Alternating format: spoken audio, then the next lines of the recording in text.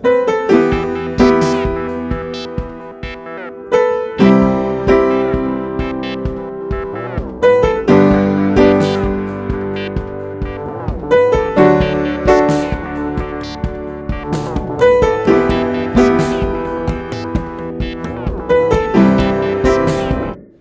நாம் பார்க்க போகிறது ஒரு ஈவினிங் ஸ்நாக்ஸ் ரெசிபி தாங்க. ரொம்ப சிம்பிளாக ஒரு அரை மணி நேரத்துலேயே வந்து செய்யக்கூடிய ரெசிபி.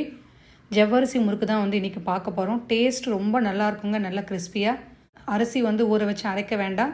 இன்ஸ்டன்ட் வந்து பச்சரிசி மாவு கிடைக்கும்லாங்க, அதை வச்சே வந்து செஞ்சிடலாம். இன்றைக்கி எப்படி செய்யுதுன்னு சொல்லி பார்க்கலாங்க. வாங்க வீடியோக்குள்ளே போகலாம்.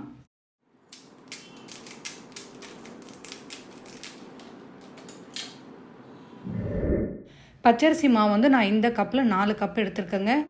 உங்களுக்கு எந்த கப்பில் வேணுமோ அதுக்கேற்ற மாதிரி எடுத்துக்கோங்க. 4 கப்பு அரிசி மாவுக்கு 1 கப் வந்து ஜவ்வரிசி சேர்த்துக்கோங்க. ஜவ்வரிசி கடாயில் சேர்த்துட்டு மீடியம் ஃப்ளேமில் நல்லா வந்து வறுத்துக்கோங்க. லைட்டாக வந்து கலர் உங்களுக்கு டிரான்ஸ்பரண்ட் ஆகிற மாதிரி இருக்கும். அந்த ஸ்டேஜில் நீங்கள் எந்த கப்பில் ஜவ்வரிசி எடுத்தீங்களோ அதே கப்பில் பாதி கப் வந்து உளுத்தம்பருப்பு சேர்த்துக்கோங்க. நான் வந்து தோல் உளுந்து சேர்த்துருக்கேன். உங்கள்கிட்ட வெள்ளை இருந்தால் வெள்ளை சேர்த்துக்கோங்க. உளுத்தம்பருப்பு எடுத்து அதே கப்பில் வந்து அதை விட பாதி 1/4 பங்கு வந்து உடச்சக்கடலை சேர்த்துக்கோங்க.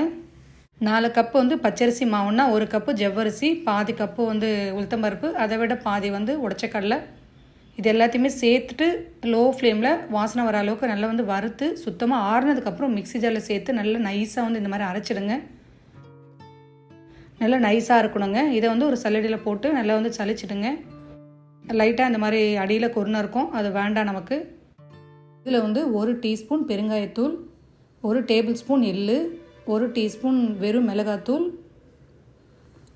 தேவையான அளவு உப்பு சேர்த்துக்கோங்க. முறுக்குக்கு 2 டேபிள் ஸ்பூன் பட்டர் சேர்த்துக்கோங்க. பட்டரை முன்னாடியே வெளியே வச்சுருங்க. ரூம் டெம்பரேச்சர் வந்ததுக்கப்புறம் நீங்கள் சேர்த்துக்கோங்க. சேர்த்துட்டு நல்லா வந்து மிக்ஸ் பண்ணிவிட்டு தண்ணி வந்து கொஞ்சம் கொஞ்சமாக ஊற்றிக்கோங்க. ஜவ்வரிசி சேர்த்ததுனால தண்ணி நல்லா இழுக்குங்க. எனக்கு இந்த மாவுக்கு பார்த்தீங்கன்னா 3/4 லிட்டர் தண்ணி வந்து தேவைப்பட்டது. நீங்கள் எவ்வளோ சேர்க்குறீங்களோ அதுக்கேற்ற மாதிரி நீங்கள் தண்ணி சேர்த்துக்கோங்க. இந்த கன்சிஸ்டன்சியில் மிக்ஸ் பண்ணி வச்சுக்கோங்க. முறுக்கு அச்சுக்கும் லைட்டாக வந்து எண்ணெய் அப்ளை பண்ணிவிட்டு இந்த மாதிரி 3 கண் இருக்க மாதிரி எடுத்துக்கோங்க. தேவையான அளவு மாவு உள்ளே வச்சுட்டு க்ளோஸ் பண்ணிவிடுங்க. எண்ணெயும் வந்து நல்லா சூடாக இருக்குங்க. எண்ணெய் சூடானதுக்கப்புறம் ஸ்டவ் ஃப்ளேம் கம்மி பண்ணி வச்சுட்டு இப்போது முறுக்கை சுற்றிடலாம். பிளேட்டுக்கு பின்னாடி இந்த மாதிரி வச்சுட்டு ஆயில் அப்ளை பண்ணிவிட்டு உங்களுக்கு எந்த சைஸில் வேணுமோ அதுக்கேற்ற மாதிரி நீங்கள் முறுக்கை வந்து சுற்றிக்கோங்க. இதே மாதிரி 2-3 பிளேட்டுக்கு ஆயில் அப்ளை பண்ணி இந்த மாதிரி முறுக்கு வந்து சுற்றி வச்சுக்கோங்க. எண்ணெய் நல்லா சூடானதுக்கப்புறம் ஸ்டவ் ஃப்ளேம் கம்மி பண்ணி வச்சுட்டு நீங்கள் ஒவ்வொரு முறுக்காக இந்த மாதிரி சேர்த்துருங்க.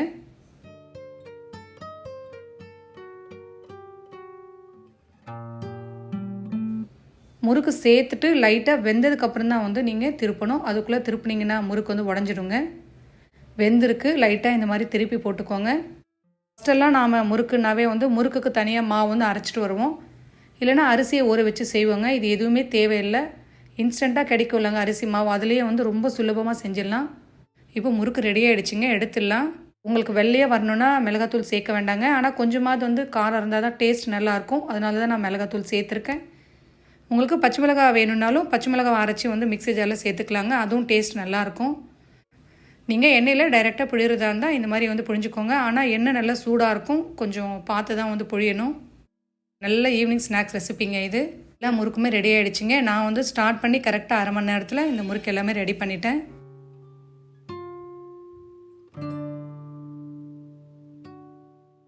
நல்லா கிறிஸ்பியாக இருக்கும். 10 நாள் வரையும் இது வந்து ஸ்டோர் பண்ணி வைக்கலாம். இந்த ரெசிபியை வந்து ஒரு வாட்டி ட்ரை பண்ணி பாருங்கள். இந்த ரெசிபியை ட்ரை பண்ணி பார்த்துட்டு உங்களுக்கு எப்படி வந்ததுன்னு சொல்லி கமெண்ட் பண்ணுங்கள். இந்த வீடியோ உங்களுக்கு பிடிச்சிருந்தா லைக் பண்ணி சப்ஸ்கிரைப் பண்ணுங்கள். தேங்க்ஸ் ஃபார் வாட்சிங்.